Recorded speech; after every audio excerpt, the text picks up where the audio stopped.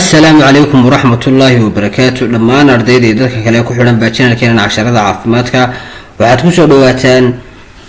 مقال عصبي والله سن عصب وحد الأكسنتنا مدة بدنا كم قناة إلا ضجو أفر ويك إلا شو ويك عن سو أحبس وقلنا channel كنا عشرة عافماتك وحنا نوم قناة سكان مقناينه وحنا قناة أرنا عافمات مركا وحنا بيلسوا درسي أصحاب كذا marka maanta waxaan 10 muhiima oo inta badan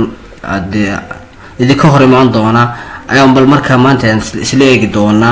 haddaan qaybtiisa hore haddaan wada dhamaystirin qaybtiisa hore aan soo dhigi doona qaybta dambana gadaal baan ka dhigi doona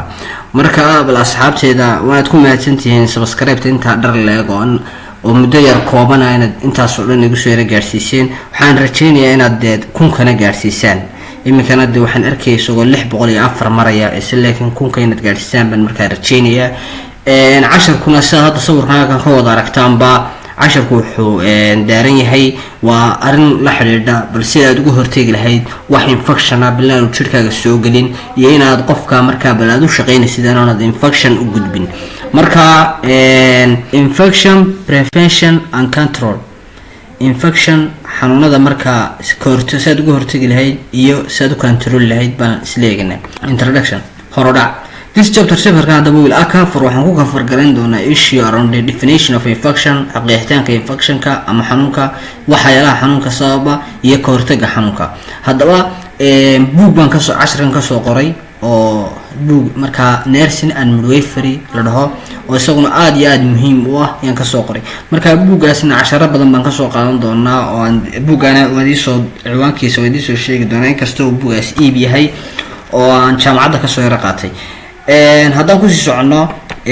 definition qeexitaanka infection muxuu yahay the infection and growth of germs in the body waa inay jirkii intuu galo kuna koro ayaa loo yaqaanaa infection the germs kaasi maybe wuxuu noqon karaa bacteria virus fungi or other microorganisms iyo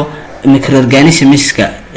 aan ishu arki karayna kale ayuu noqon karaa hadaba infectionsku can begin anywhere in the body and may spread all through it hadaba infectionsku waxay ka bilowman karaan meel kasto jirka kamid ah ay ka gali karaan waana ku fidi karaan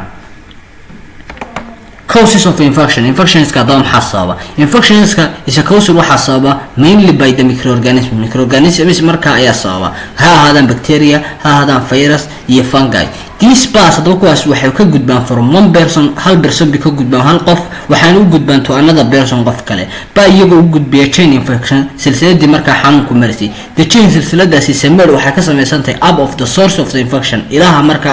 xanuunku ka soo baxo the way in which it is spread habku ku fidana waxa loo yaqaan transmission hab ku gudbo and the person iyo qofka who become infected iyo qofka uu ka soo gudbayo marka halka wuxuu uga jeedaa transmission kiisana wuxuu ka gudbayo uu ka imaanayo qof infected ah oo marka infection qabay wuxuu u gudbayaa qof marka uu ka u gudbayo qof marka caafimaad qaba habkaasna waxa loo yaqaan transmission baa loo yaqaan gudbi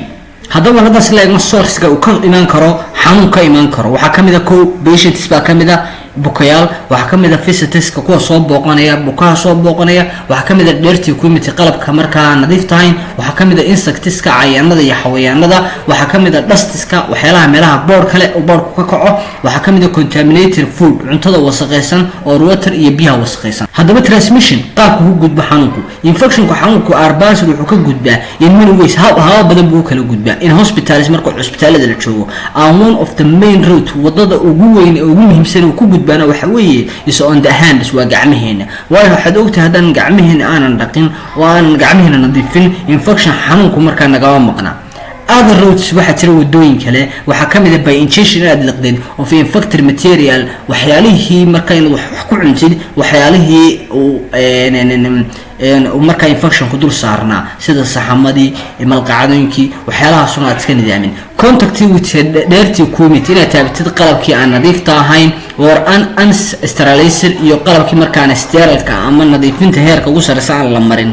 inaad taabtid and spread wuxuu ku fidaa through the air mid hawada ku fidaa via droplets of moisture hawadaas oo ah mid ay candhuufi la socoto droplet dhibcooyin la socdaan qoyaane known as waxaan loo yaqaanaa airborne infection xanuunada ku fida hawada ku fida haddaba intaasaan ugu talagalnay lesson ka hadaba koobaadi intaasaan kusoo gabagabeynaya waxaana jiri kara lesson labaad oo marka casharkan kusii dhamaystiri doono the way of prevention habka bal marka aad uga hortagaysid xanuunka iyo kale waxa kusii xiga bal common waxyaalaha ugu caansan ee sababa xanuun inuu gudbo ee ka dhex dhaca cusbitaalada ayaan marka ku xijin doonaa buugaynan marka inoo qoray buugan markaan ka soo qoray خير بدنا ندرجين يا أصحاب تدا وبالله توفيق. السلام عليكم ورحمة الله وبركاته.